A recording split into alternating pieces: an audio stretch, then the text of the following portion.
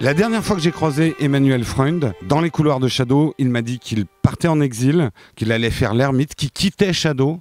Qu'est-ce que ça veut dire? Est-ce que c'est la fin des haricots? Est-ce que je suis simplement en train de faire une intro putaclic pour que vous regardiez jusqu'à la fin? Vous le saurez en regardant cette vidéo.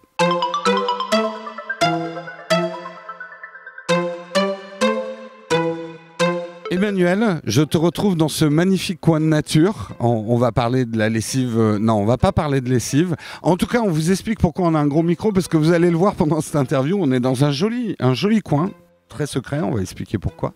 Mais par contre, on a le RER qui passe toutes les 2 minutes derrière nous. Donc, au micro-cravate, un petit point technique, vous auriez beaucoup entendu le train. Donc, on espère que ça sera mieux avec ce micro-là. Emmanuel, on te retrouve et t'es pas chez Shadow. Qu'est-ce qui se passe? Où est-on? Pourquoi on est ici? Est-ce que tu peux nous expliquer cet exil? Est-ce que tu as quitté Shadow? Je n'ai pas quitté Shadow. Je ne quitterai jamais Shadow. Shadow, c'est mon bébé. C'est le bébé qui quitte le papa, pas le contraire. D'accord, qu'on soit clair.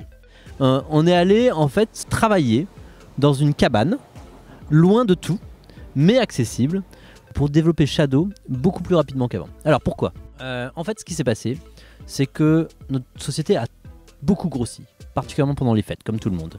Mais beaucoup, on est passé de 40 personnes à 120 personnes. Il y a plusieurs choses qui sont venues en parallèle. La première chose, c'est que on a commencé donc à grossir très vite. Grossir très vite, ça veut dire mettre plus de structure, ça veut dire mettre plus de process, ça veut dire mettre plus de choses qui sont complètement antinomiques avec ce que c'est qu'une start-up, avec 5 personnes qui travaillent ensemble et qui travaillent vite. Les gens vont chacun travailler avec leur équipe et travaillent moins de façon cross-équipe, sachant qu'on n'a qu'un seul produit et que toutes les équipes ont besoin de travailler ensemble. La deuxième chose qui est assez étonnante, c'est qu'avant, on avait 5 développeurs qui étaient les meilleurs du monde, les plus fabuleux, etc. Ces 5 développeurs, maintenant qu'on a grandi, ils sont devenus chefs d'équipe. Donc de développeurs, ils sont devenus un peu managers parce que maintenant ils ont des stagiaires, des très bons développeurs aussi avec eux et pour continuer à faire leur travail brillant. Sauf que plutôt que de développer, ils s'occupent de gérer leur équipe et la direction et l'architecture dans laquelle ça va. Le résultat, c'est que souvent certains étaient très très bons développeurs, mais pas spécialement bons managers. Quand tu grossis, il faut plus de monde en développement. Ce qui est faux. En fait, si tu n'as qu'un seul produit, il n'y a pas de raison d'avoir plus de personnes en développement. Et c'est faux aussi de penser que plus tu as de personnes en développement, plus tu peux faire de choses en parallèle. C'est très très difficile et toutes les grosses boîtes le voient, et même les boîtes moyennes, dès que tu as 50, 100 développeurs, tu as une performance en fait qui est bien moindre. Donc la première raison pour venir ici, c'était de dire, je vais prendre ces 5 développeurs, en fait je vais en prendre 8, on va aller quelque part loin, ils seront plus avec leur équipe, tous ces chefs d'équipe sont ensemble, et la première chose qu'ils font, c'est réparer les bugs restants et surtout développer les features qu'on a mis très longtemps à développer pour les finir non pas en 6 mois, mais avec la même vitesse qu'on le faisait avant, c'est-à-dire en 1 semaine. Et faire du développement qui normalement prend 6 mois en 1 ou 2 semaines. Quels sont les résultats? Est-ce que c'est à la hauteur de ce que tu attendais? Vous êtes arrivé à résoudre beaucoup plus de problèmes en vous exilant un petit peu? Incroyablement, c'est complètement à la hauteur de ce que j'attendais. On avait fait un produit qui était vraiment très bon en mars dernier, en juin dernier et en septembre dernier.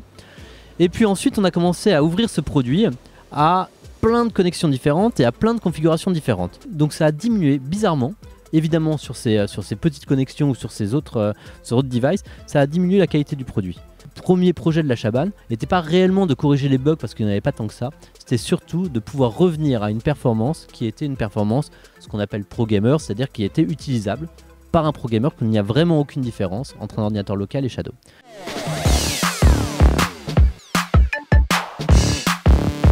Alors, rentrons un peu dans le concret parce que je sais que vous êtes beaucoup à avoir des questions très très concrètes. Où on en est sur le front du Shadow aujourd'hui? Qu'est-ce qu'on a comme nouveauté? Le stockage additionnel, un ordinateur avec 256 Go, ça permet d'installer 4 jeux, t'es rapidement limité. Là, on lance le stockage additionnel. Vous pouvez acheter 1 Tera supplémentaire. On a les prix, c'est 9,90 € pour... faudrait que je vérifie, mais normalement, c'est 9,90 € par Tera par mois. En vrai, c'est beaucoup moins cher que tous les prix de stockage pour le type de stockage qu'on fait. C'est-à-dire que les gens qui veulent... On peut trouver 1 Tera à 5 € par mois ou 6 € par mois dans des trucs, mais c'est ce qu'on appelle du cold storage. C'est-à-dire que c'est du storage, tu peux pas mettre des jeux dessus, tu peux pas mettre des choses dessus, tu vas mettre des fichiers sur lesquels tu vas pas avoir beaucoup d'accès. Et quand tu vas avoir des accès, ça va prendre longtemps. Là, il faut du stockage qui soit du stockage très réactif, là où tu peux jouer, là où tu peux installer des choses, et ça, c'est du stockage très très cher. Justement, quelle technologie? Parce que vous cherchez la meilleure technologie pour le stockage. Maintenant, on a une technologie qui est qui est un très gros mix SDD et HDD, un peu comme sur un ordinateur gamer habituel, avec du SDD sur tout ce qui est Windows, sur tout ce qui est les, en fait la partition principale, et du HDD, mais du HDD supérieur, puisque c'est du HDD avec de la bufferisation SSD pour le stockage additionnel. Mais est-ce qu'on va avoir d'autres surprises là? On a plein d'autres choses. On a le micro qui marche pour le boîtier et pour les apps, et qui marche de très bonne qualité. On a une réduction drastique de la latence. On a une très grosse amélioration de la fluidité vidéo et de la qualité vidéo. On a une amélioration de la qualité même de l'image. On va avoir une meilleure gestion de ce qu'on appelle l'USB over IP, qu'on mettra aussi sur les apps. On a aussi et surtout deux choses que j'aime beaucoup. D'abord, on a un launcher. On a une très belle interface, on a refait complètement l'UX, on a retravaillé les messages d'erreur, on a un contrôle panel à l'intérieur de ton Shadow qui va te permettre toi-même de changer plein de paramètres si tu as envie de mettre les mains dans le cambouis, qui va te permettre d'activer des options, de les désactiver, enfin voilà. Et on a la possibilité de remettre à zéro et de faire des snapshots de ton Shadow depuis ton espace client sur internet. Et ça par exemple c'est un des premiers trucs, en plus du fait que tu peux l'utiliser n'importe où, que c'est vert, que tout ça, c'est un des premiers trucs qui est vraiment différent d'un ordinateur classique et vraiment avantageux. C'est le moyen de sauvegarder ton ordinateur, et tu vas sur ton compte, tu appuies sur le bouton sauvegarder mon ordinateur et ça sauvegarde en 2 secondes. Réellement, c'est incroyablement rapide, ça y est, tu as sauvegardé ton ordinateur. Et après, tu peux faire ce que tu veux, tu peux aller sur des sites avec des femmes nues, des hommes nus, des animaux nus, ou tous ensemble. Tu peux aller regarder ce que c'est que le dark web, tu peux aller télécharger tous les cookies du monde que tu as envie, plus toutes les clés USB de tes copains qui sont plus copains, qui t'ont filé avec des virus dessus. Tu peux faire ce que tu veux, quelque part. Et ben tu pourras juste ensuite revenir, rappuyer sur un bouton, et en 5 minutes, cette fois ça prend un peu plus de temps, mais c'est 5 minutes seulement, tu reviens à ton ordinateur comme si rien ne s'était passé. Overwatch, qui est certainement la troisième question qu'on me pose le plus sur le Shadow, est-ce que Overwatch marche ou pas? Il y a plusieurs problématiques sur Overwatch, c'est déjà que Blizzard considérait, parce qu'on faisait des choses particulières, Shadow comme un programme de cheat, de triche. Donc il bannait, il bloque des adresses de joueurs et des comptes de joueurs. Donc c'est à dire que même si on le corrige parfois, comme les joueurs sont bloqués pendant un certain temps, on a beau avoir corrigé le problème, et Blizzard qui voit qu'on ne triche plus, il va dire bah non, toi t'es bloqué, je te sais, tu trichais. Et hop, il continue à bloquer, continue à donner l'écran noir. Donc c'est un léger problème, ce qui fait que même parfois on dit tout content, ça y est, on a corrigé le bug Overwatch, les gens continuent à avoir l'écran noir. Maintenant le problème devrait être corrigé complètement, parce qu'on a trouvé, on a trouvé une grosse raison, c'est une des choses qu'on a développé ici, une grosse raison de pourquoi les antivirus nous disaient qu'on était nocif, et pourquoi sur certains jeux on ne marchait pas. C'est la façon dont quelque part on transfère les événements souris. Quand tu cliques sur la souris de façon bête, comme n'importe quel programme de cloud, tu cliques sur la souris, nous on va voir, ah tiens t'as cliqué sur la souris, et on va dire à l'ordinateur là-bas, tiens, nous on va simuler un clic sur la souris. Or simuler un clic de la souris, ça s'appelle un programme de triche. Si tu simules un clic sur la souris, l'antivirus va dire quelqu'un est en train de prendre le contrôle de ton ordinateur, c'est pas bien, et les jeux vont dire tu utilises un programme pour simuler des clics souris, donc tu triches. On a redéveloppé un driver complet de souris pour faire marcher toutes les souris, tous les claviers et toutes ces choses-là, ce qui fait qu'on injecte directement, non pas, on ne simule pas, mais on injecte la commande. C'est-à-dire qu'il y a la même commande qui se passe sur ton ordinateur, et tout d'un coup, tous les jeux qui marchaient pas avant, Resident Evil 7, les antivirus comme Avast, des choses comme ça, ça marche maintenant.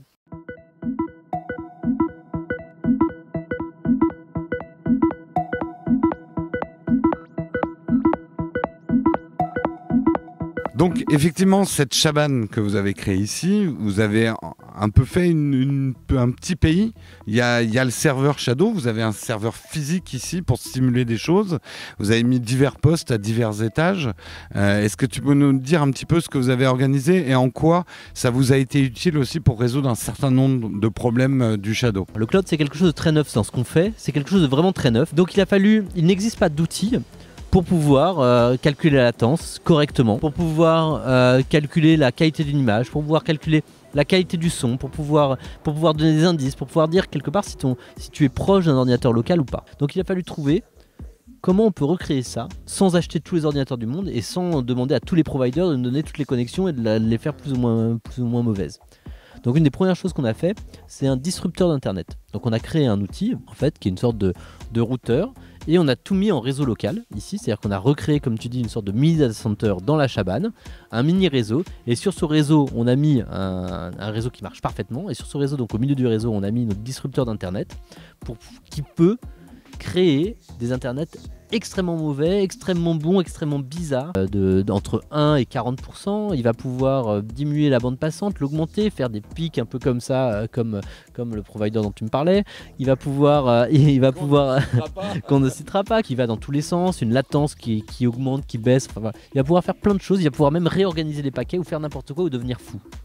Et tout le but, c'est que même quand le réseau soit impeccable, on ait un ordinateur qui soit complètement identique à un ordinateur local, et quand le réseau devient complètement fou, que ça marche. Ensuite, on a développé plein d'autres, comme on était très fiers d'avoir développé cet outil-là, on a développé plein d'autres outils comme ça, pour faire des choses automatiques, et pour faire des tests automatiques. Déjà des outils qui jouaient tout seuls, avec de la reconnaissance d'image. Donc ils vont lancer The Witcher, et puis ils vont regarder où est-ce qu'ils sont, ils vont commencer à se diriger, ils vont taper des monstres, ils vont faire des choses comme ça, pour et vérifier qu'à chaque fois ça marche bien. Un autre outil assez drôle, une sorte de robot qui appuie sur le clavier et la souris. Alors l'humain appuie à une certaine vitesse, le pro gamer va appuyer beaucoup plus vite que moi par exemple. Plutôt que de chercher des pro gamers de venir à chaque fois pour qu'ils appuient pour qu'on voit si ça marche bien, on va avoir un robot qui appuie sur plein de touches du clavier à une vitesse 100 fois supérieure à un être humain. Et pareil pour la souris, cliquer dans tous les sens, ça bouge dans tous les sens, et on va devoir vérifier que ensuite sur Shadow, tous ces appuis sont bien retranscrits dans le bon ordre, avec la bonne combinaison de touches, et qu'ils arrivent bien, et que tu n'as pas des touches qui restent, enfin voilà.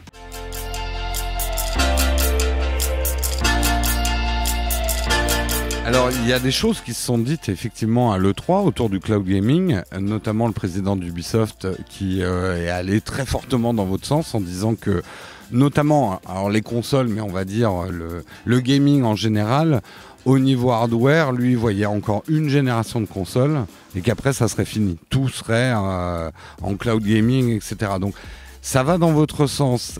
Est-ce que...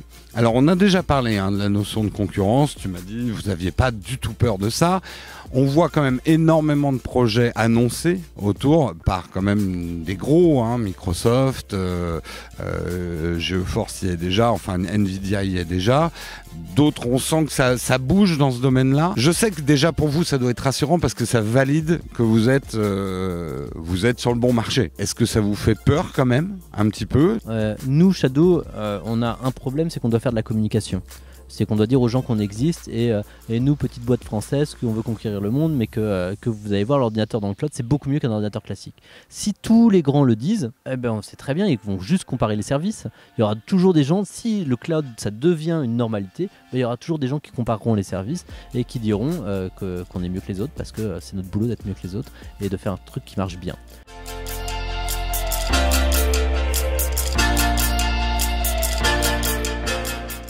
Alors, on va rentrer un petit peu dans des questions autour de Shadow. Alors, je précise quand même à ceux qui regardent cette interview, je sais que vous allez avoir une tonne de questions. Chaque fois qu'on fait une vidéo sur Shadow, je deviens la hotline Shadow.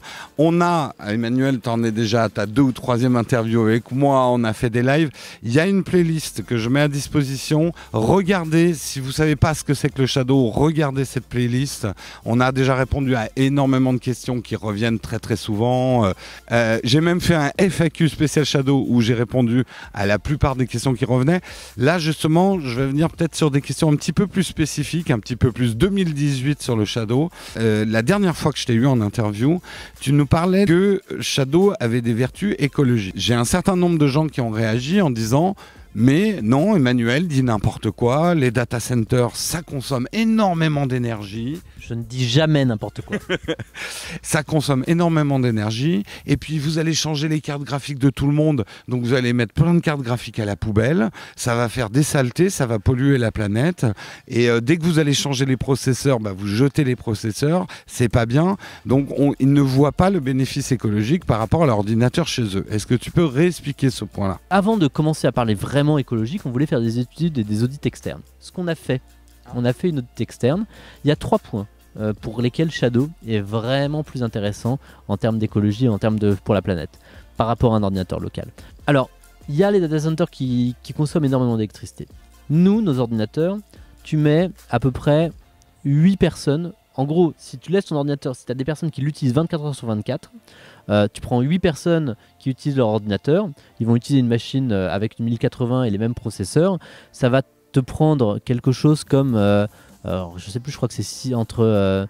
je vais dire des chiffres un peu au pif parce qu'il faudrait que je revoie l'étude, mais entre 400 et 500 watts par machine. Tu vois, la 1080 elle va prendre 140 watts, le Pro qui va prendre machin, la Lime, etc.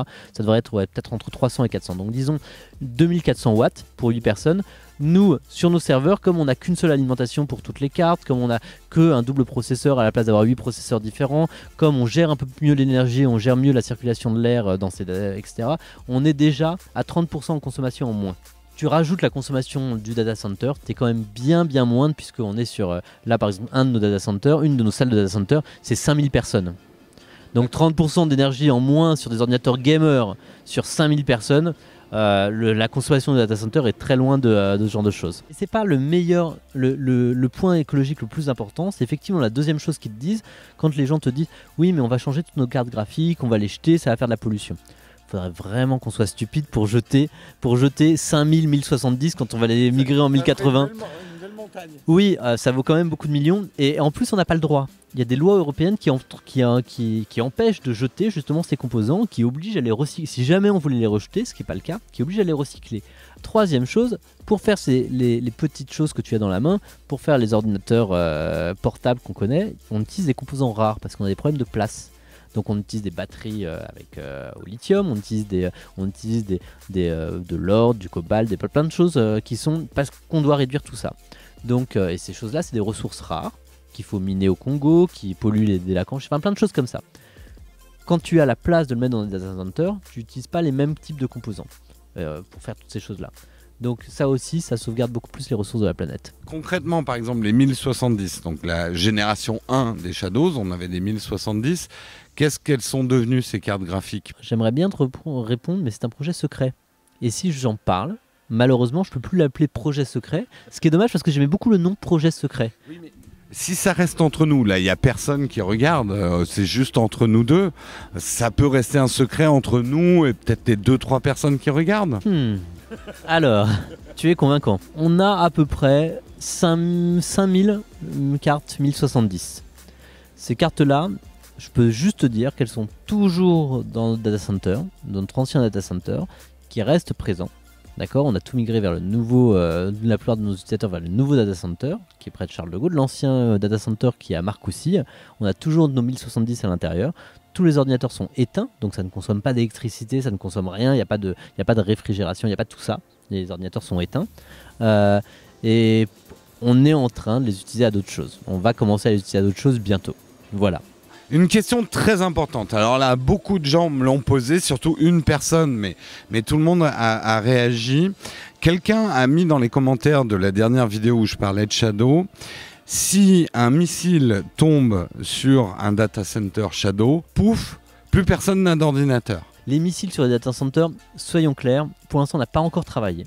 On a travaillé aux inondations, on a travaillé aux coupures d'électricité, on a travaillé aux serveurs qui tombent en panne, on a travaillé à plein de choses comme ça. On a ce qu'on appelle des data centers tier 3+. Tier 3+, ça veut dire qu'ils ont de la redondance sur plein de choses. Sur le système de refroidissement, sur l'électricité, sur le nombre de serveurs qu'on a, sur le système de stockage, enfin toutes ces choses-là. On a de la redondance partout. Qu'est-ce que ça veut dire exactement? Ça veut dire que si par exemple EDF tombait en panne, et ben il y a toujours une deuxième ligne de secours EDF qui est là. S'il y a un deuxième coup de pioche parce que le mec il en veut vraiment sur la deuxième ligne de secours EDF, et ben il y a des générateurs dans le data center qui permettent de faire tenir pendant 48 heures. Maintenant on a 2 data centers rien qu'en France, on a 2 data centers, on va en avoir un 3e à Amsterdam, on a un à San Francisco, on va en avoir un 2e à New York, on va en ouvrir encore 2 autres aux États-Unis et normalement un autre en Allemagne d'ici la fin de l'année. Ça va permettre de faire de la redondance, on crée des liens directs entre ces data centers avec des fibres extrêmement rapides. L'idée c'est que effectivement toutes les informations soient redondées. Tu peux imaginer que ton serveur. On va pouvoir le mettre de préférence sur le data center le plus proche de chez toi. Si jamais il y a un problème, sur un peu plus loin, etc. Et en fait, tu vas avoir juste un delta un différentiel de latence de 3 ou 4 millisecondes. Donc tu vas jamais voir la différence. Quand tu vas aller aux États-Unis, tu ne vas pas avoir ton data center qui est utilisé, qui est celui à Marcoussis ou à Charles de Gaulle. Ça serait un peu idiot, tu aurais 200 millisecondes, 300 millisecondes de latence. Mais tu vas pouvoir utiliser directement celui à côté de chez toi à San Francisco. L'outil que vous aviez prévu au tout début de Shadow qui me permettrait de mesurer chez moi la qualité attendue d'un Shadow avant de m'abonner au service Shadow, est-ce que c'est quelque chose qui est toujours dans les projets? Un réseau, c'est pas simplement ta bande passante, c'est pas simplement le nombre de paires de paquets, c'est aussi la fiabilité du réseau sur le temps, mais c'est aussi dû à ton matériel. Donc on a lancé le H265, il faut voir si ton matériel est compatible avec le H265, voir si ta carte graphique ou ton processeur est capable de décoder assez rapidement des images, voir dans quelle mesure. Et finalement, c'est même pas pour te dire est-ce que tu peux utiliser Shadow ou pas, c'est pour pouvoir configurer Shadow de la meilleure façon, avec la meilleure latence, la meilleure bande passante, la meilleure qualité d'image, et te conseiller donc la bonne bande passante qu'il faut utiliser et comment il faut l'utiliser. Donc oui, maintenant c'est un outil qui est directement disponible dans le launcher.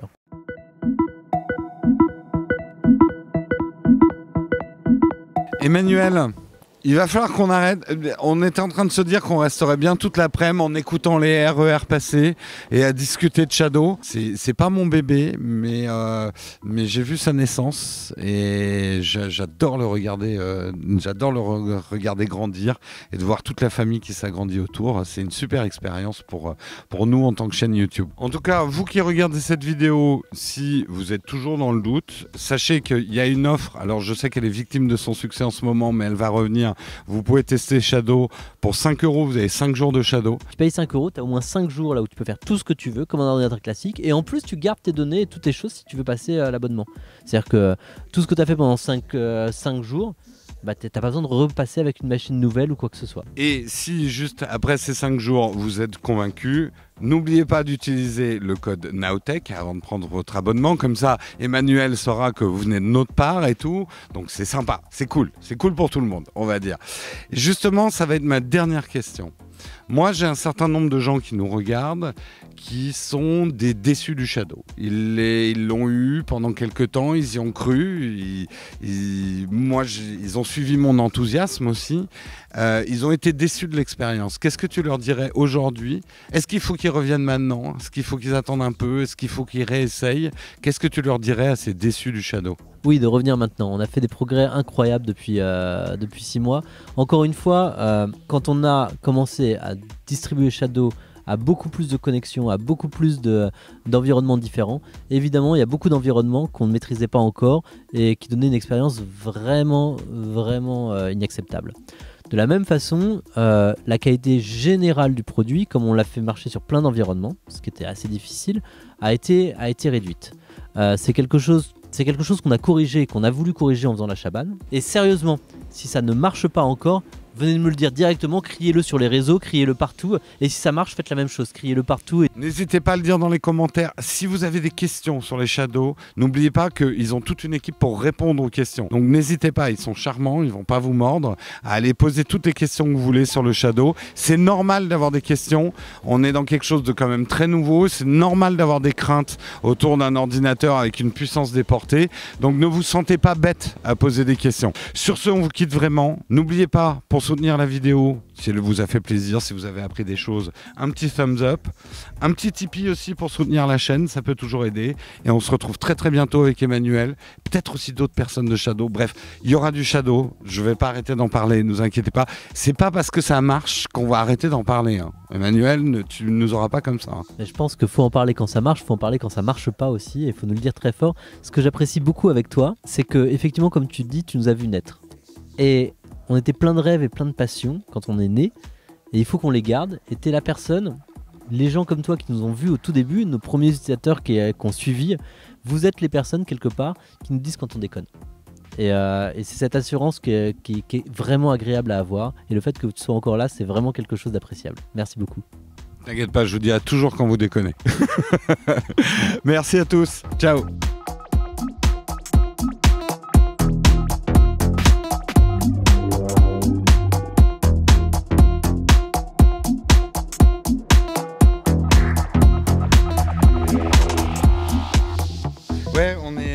c'est dur hein, là pour le dos. Hein. On souffre un peu là. Et Dina, il est en plein soleil, tu dois fondre. Il va commencer à s'incruster dans la barre. On a mal au dos. Il est temps qu'on s'arrête. On a mal aux fesses.